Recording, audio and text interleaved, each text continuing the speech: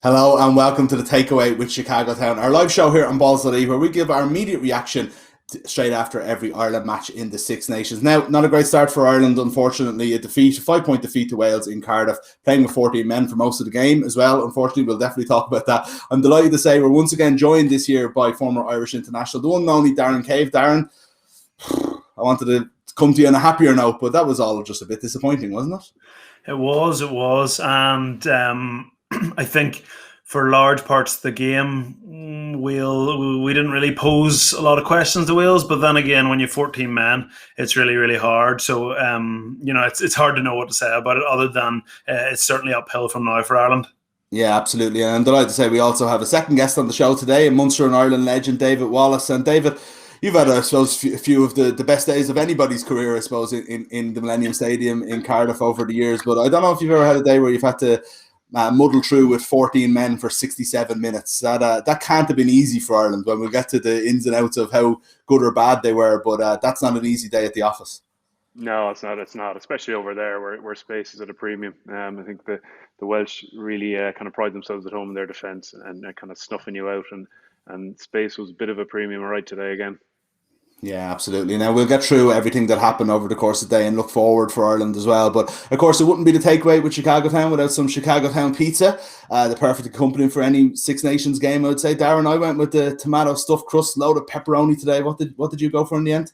I had cheese, pepperoni with cheese stuff. The hardest thing about them is trying to decipher between them, and unless you're reading the full title of it. But there was cheese in the crust, and it was bloody delicious anyway. That's all I know. The cheese stuffed crust, absolutely. Yeah. And I think you posted a picture of it earlier with your prediction for the game.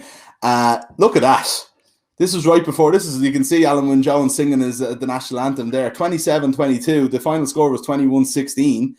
You weren't too far off there. You went against Ireland. I was fed up with you at the time, but I have to say you have to go with your analytic side rather than your passionate and side playing with your heart. I should have gone. I should go into the bookies, shouldn't I? And took Ireland +5 on the nose. I just felt. I don't like to be negative, but I just have been a little bit concerned about Ireland going into this championship. Obviously, it wasn't the same as most preparation for championships, with there being less fixtures, no Champions Cup. I think it was a really hard team for Andy Farrell to select. I think he got majority of the selections right. It was probably a little early for Furlong, Henderson, Larmour. So he certainly in the centre, I thought the centres were two of our best players. So he certainly got those selections right. But I just a wee bit unsure about Ireland at the minute. I was hoping to be proved wrong, and they still have time to do that. Yeah, absolutely, and I think there's a lot to talk about as to whether, regardless of the Peter O'Mahony sending off, how well Ireland played, and I don't think we were playing that well up until the red card, David. But we do want you to be a part of the show as much as possible. Get your comments in with us. If you, we'll pick a comment at the end of the show at random, so someone will win an Ireland jersey.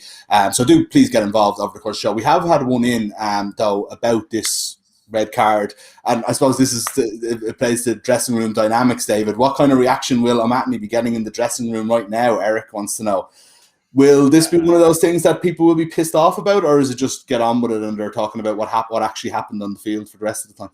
Yeah, no, I think the arm will go around him a bit. I think guys will know he didn't mean to, I suppose, jeopardize their chances today. And it's one of those things. I think when you look at it in real time, it looked okay as it did to Barnes, straight away. Yeah. But when you slow it down, we all saw it, how countless times after that in slow motion. And of course, things look way worse because it's not happening in real time.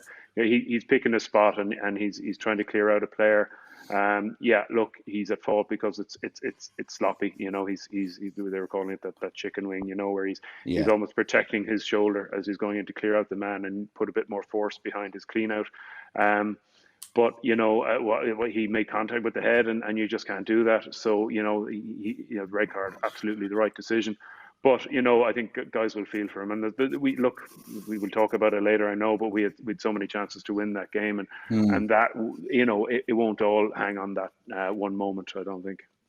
No, for sure. But I suppose it I suppose for the layperson watching the game, you'll know that Ireland are under the cosh because they've got 14 against 15. But I suppose, Darren, what is it that, changes for a team specifically when you are playing for so long? We all know what it's like for a yellow card or for 10 minutes. But when you're playing for 67 minutes of a Six Nations game, first Six Nations game away from home, what is it exactly that not having Peter O'Mahony there will do for the team? It makes such a big difference in rugby versus some other sports. The whole purpose, like when I was playing rugby, the whole thing we were trying to achieve was trying to create 2v1. People associate that with being on, the wingers on the edge, but it's the same through the middle. You want to try and isolate one player and have one player defending two guys. And if you do that, and you can be through the middle, it can be on the edge. If you've got 5v4, the goal is to try and get it to 2v1. It's the whole purpose of the game. So when you have one less player, it is just so much harder to create anything. One thing I do think you have to say about Ireland, I thought their ball retention was really, really good. They kept the ball for long periods of play, and to cause Wales that many problems with 14 men was a really, really good effort. And I agree with David as well. I don't think Peter O'Mahony will be getting a hard time in the dressing room at all. It was definitely a red card. He will be more gutted about it than anyone else on this island, and he doesn't need to anyone to sort of remind him of that. I'd say the first thing that happened when the player sat down is he put his hand up and apologized, and every other person who went in that room said, "Pete, wise up. You've been, one of Ireland's best players for the last 5 to 8 years." Yeah, absolutely. Yeah, and in fairness, he has been. But it's obviously a rush of blood. It's unfortunate what happened, but Ireland did actually galvanise from it. But I suppose, David, from as a back row yourself, right? So you're playing with, weirdly enough, very, very soon after James Ryan had to go off, Ian Henderson came on and played really, really well. And I wonder has a lot to do with that, with the fact that you had Ty Byrne and Henderson, at least for the first half when fatigue wasn't an issue. Did that cover up for the fact that you had basically two almost de facto back row forwards there, as second rows to kind of play alongside Stander and Van der Fleer? Would you say that kind of covered it up in some way? That's probably a good valid point. Really two mobile second rows there, as you mentioned, and guys who can fit into the back row, definitely coming, I suppose, on the field. So that does help. But look, I think possibly the Peter O'Mahony incident actually maybe goes a bit further than maybe what he did. I think there was certainly a pattern up to that point in that first 20 minutes of a little bit of sloppiness and a little bit of just not being on point on various different things, whether it was penalties or just little inaccuracies in our game, and that was kind of one of them that obviously had a big effect on the game. But I think you're right. We galvanized. We steadied the ship for 20 minutes. Actually, really got on top of Wales after that point, and it was looking quite positive. But yeah, I think in second half again, those early signs of a little bit of sloppiness and a little bit of rustiness, maybe, I don't know, just crept back in again, and I think we saw a lot of errors from Ireland. In a game they should have won, and I think that's the positive that we will take from today. But yeah, a lot of errors that are top 6 inches, and in some ways it's tough to watch. But the other side of that is those are easy fixes. Get your head right for the game and be clinical and getting that focus in from right throughout the week is going to be massive for next week. But I think that's a little bit of something that they need to nip in the bud, and just being a clinical team, and we are so used to seeing a clinical team, certainly under Joe Schmidt, and that that's what they were really renowned for, not giving away the silly penalties, and just being so careful with the ball, etc., and doing the right thing in the right areas. And at times today we didn't do that. Yeah, the penalty count was high, but it kind of came in bursts over the course of the game. Again, I don't think we gave any penalties away for that 20-minute period that we're talking about here. So, Darren, what David is saying there, you alluded to it at the start, and we talked about it a lot in November. Sometimes there's just kind of, you're scratching your head at some of the decisions that Ireland are making, some of the top 6 inches, as David said. What's up there, because like these are a lot of the same players that we felt like were, you know, seemingly, you know, a step ahead of everybody just 2-3 years ago in that particular part of the game. You're talking about the intelligence. We always felt like kind of Ireland kind of know what they're doing here. We know how to play the game, whereas others are making silly mistakes or others are making bad decisions. And it's really kind of gone the other way in the last year, 2 years. Yeah, it's a lot's been made since Joe Schmidt left, and because he left after a really, really disappointing World Cup, there was a little bit of sort of scandal about the way Ireland played, and it was very, very interesting because it felt like when Farrell came in, the first thing that was coming out of the camp, the first sort of murmurs from the players and from the management in the press conferences, how the shackles were off, the players were going to have freedom to make more decisions. Everyone was loving being in camp. Joe Schmidt had ruined the game, and it wasn't fun, and there was no offloads, and it was kicking, and it was pragmatic, and it was almost like, because the Joe Schmidt era ended with that World Cup result, it was like, right, put the knife further into him and let's start talking about all these kind of changes, and let's try and change and evolve. And I'm genuine. I think the jury's out a little bit. I think on the Joe Schmidt era, albeit World Cup wasn't sorted out, I think it was Ireland's best ever team. They scored plenty of tries. And in the Farrell era, like, would I say that we look markedly improved with ball in hand?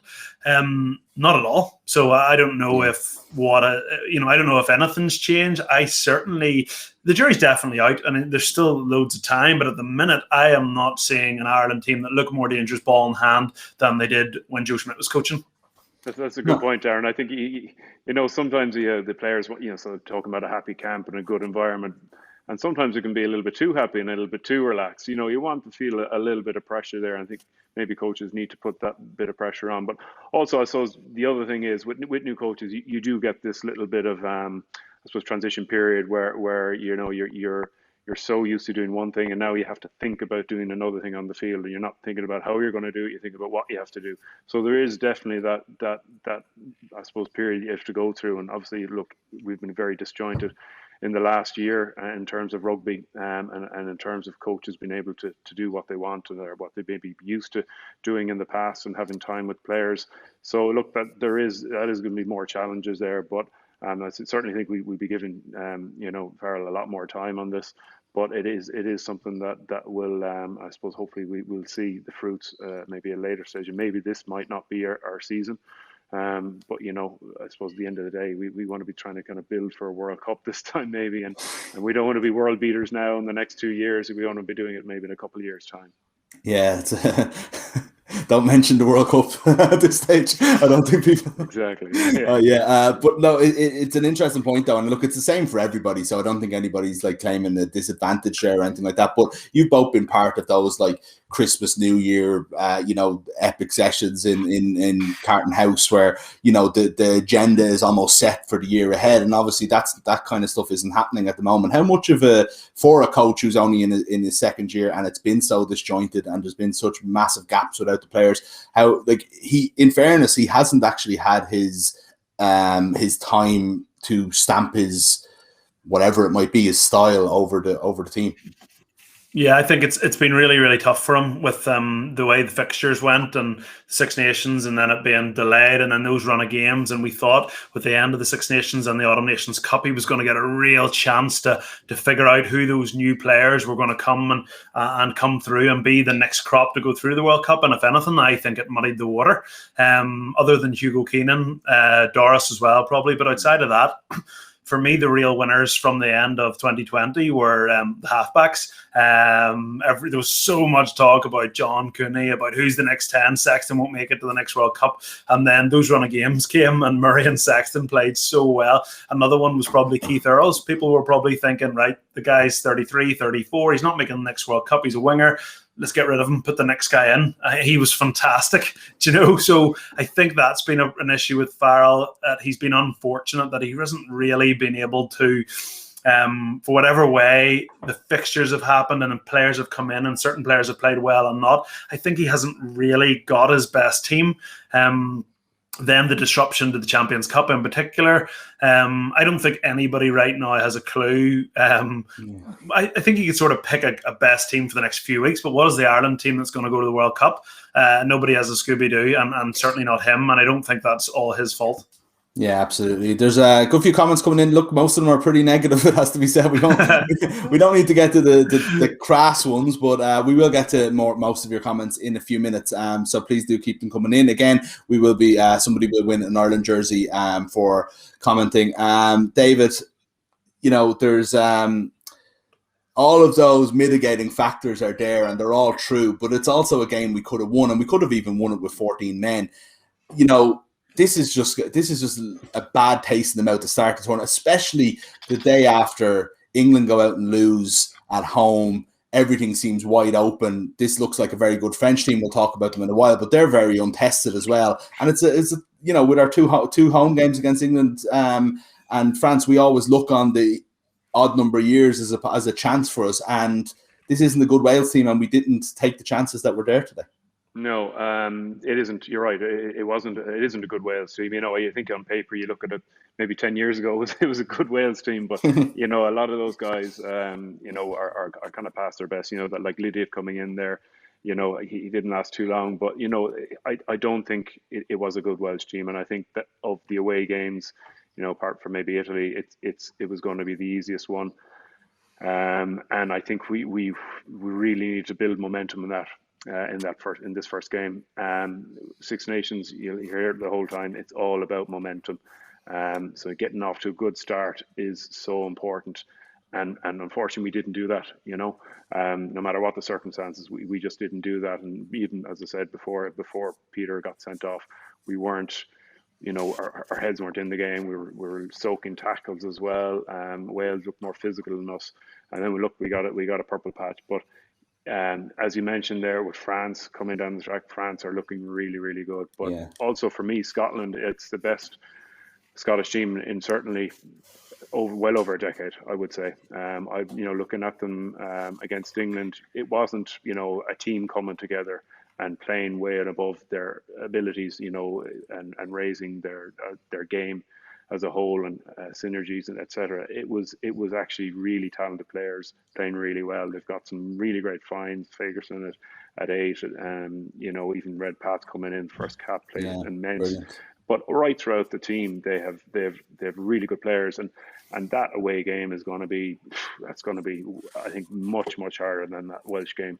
And then obviously look, you got France and England coming, so it momentum was going to be key. So it really does put Ireland in the back foot, as I said, France are certainly resurgent as well too. So they look very, very strong and are not going to be easy in the Aviva.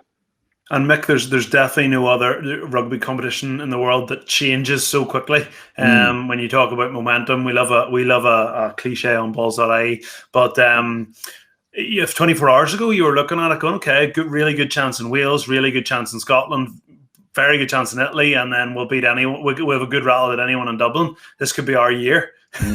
Liverpool fans. Now you're looking at it going, right, we've just lost in Cardiff. France look unbeatable. We have to go to Scotland. They've just beaten England, and then by the time it comes to week 5, England might have got their sort of pulled their socks up, and there's a big chance that this could go really, really pear-shaped for them. I hope it doesn't. Yeah, you'd imagine England will play themselves into the tournament if the whole Saracens factor is an issue. Give them 5 Six Nations games and they'll be flying, or 4 Six Nations games, they'll be flying by the time they meet us. So like there's definitely a potential for disaster here, and I suppose that's what Ireland need to look at now. And there's a comment in from that I've lost from Shane, you might have it there, about how does Andy Farrell lift the team. No, it doesn't matter. Okay, we've got but I suppose that does bring us on to maybe next week as well, where what's the fallout of this week going to be? How many injuries are we going to have to key players? Is Sexton going to be fit? Peter Manny is probably not going to be there. Ryan obviously went off. What is the fallout to key players next week as well too? That's going to be a very challenging week for them. And what will be with 14 men of bruising and a fatigue team coming off the back of that too. So they really will have it up against them. Absolutely, and as Fred, who put in the comment, also suggests, like, that there are three captains, really. Ryan, Sexton, and O'Mahony, and who captains the team if if they're out. But even more so than that, it's like that's three massive leaders on the pitch that could be missing for next week. We expect attrition over the course of the Six Nations, especially during COVID. But Darren, I don't know what you think. Like, is there going to be an issue with Ireland in terms of leadership and experience if again those injuries do prove to kind of rule out these guys?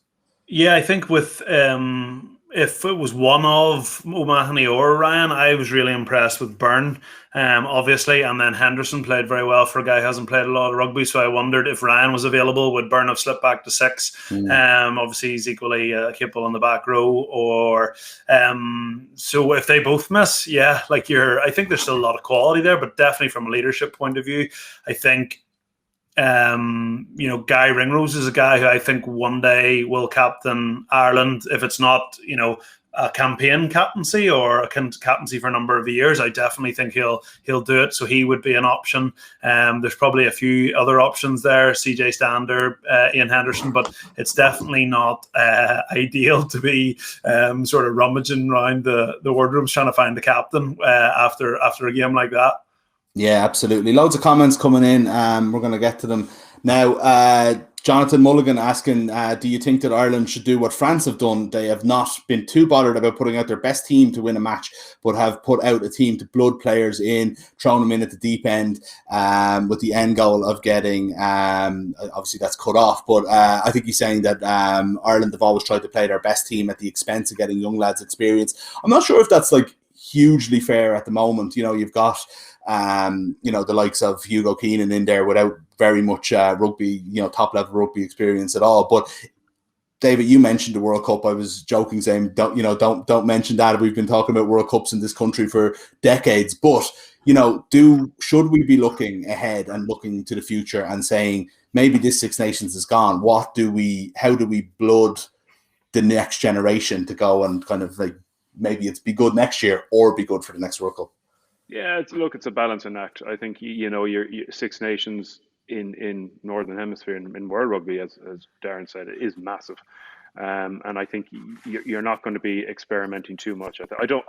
Plus, I think probably we don't have the strength and depth to be experimenting massively. So I think the coaches will have a good idea from the four provinces, who's there and thereabouts, and that's maybe one of the luxuries. It's a good thing and a bad thing for us. We've a small cohort of players all playing in the same clubs generally, and we can keep an eye on them. So we pretty much know who is I suppose our best squad.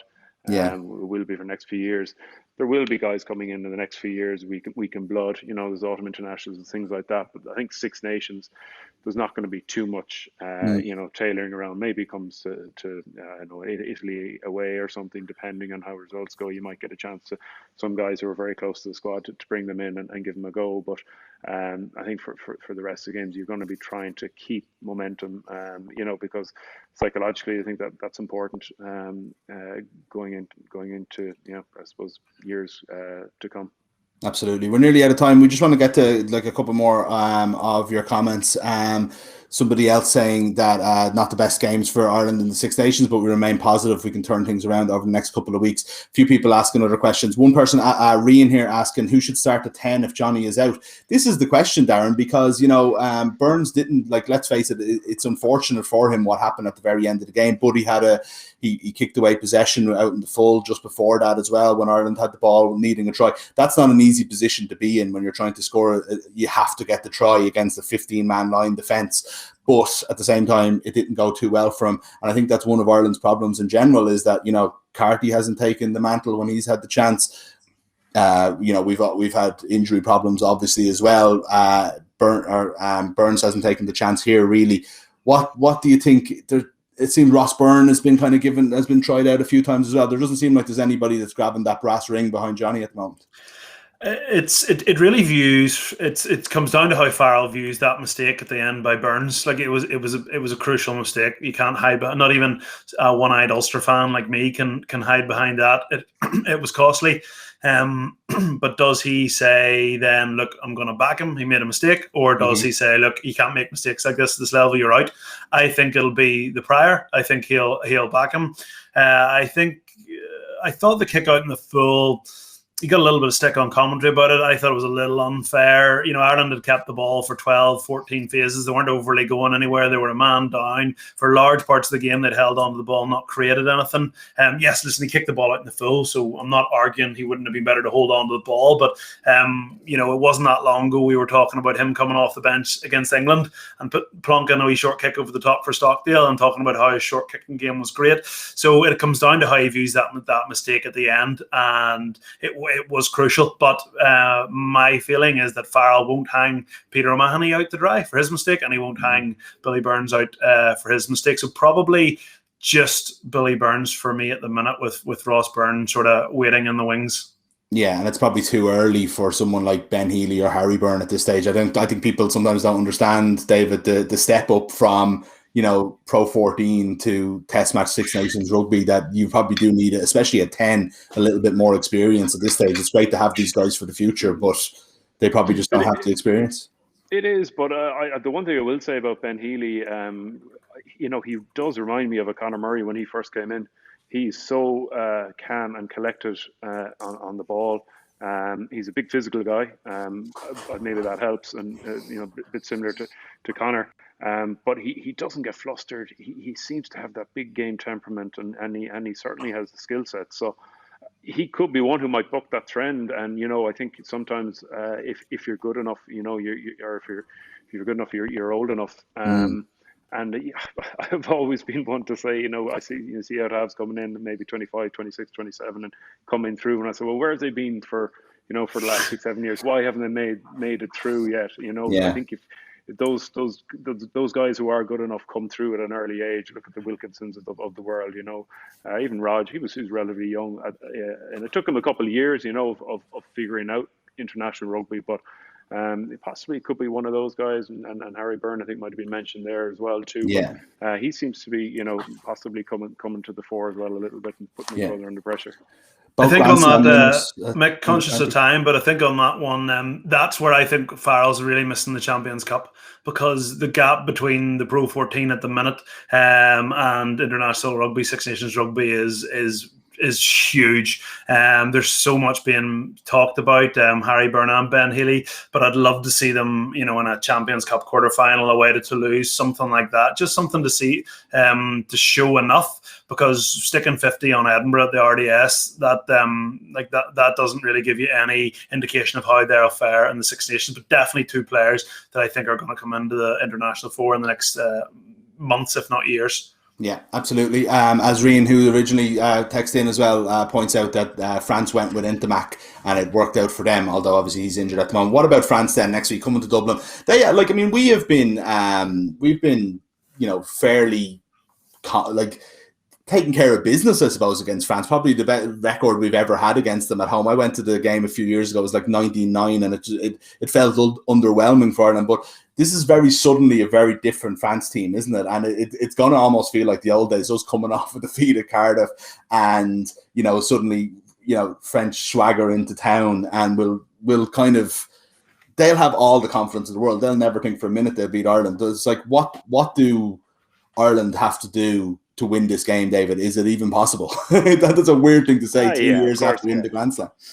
Yeah, no, I think, of course, it's possible. But I think on our day, look, we have fantastic players, but you need a good performance, and that's what it comes down to. I remember, being asked before games, are you confident of winning? I said, look, I'm confident we're going to put in a good performance, and we see what happens from there, and hopefully that's good enough to get us the win. But look, that's what it comes down to. It's certainly not the performance we put in today. Certainly not the mental errors, the unforced errors, all those things that came about today that just put us on the back foot. You think of, some guys had great games, and I hate to call it ring rows, but that offload in our just outside our 22 to turn over the ball, led up to a try.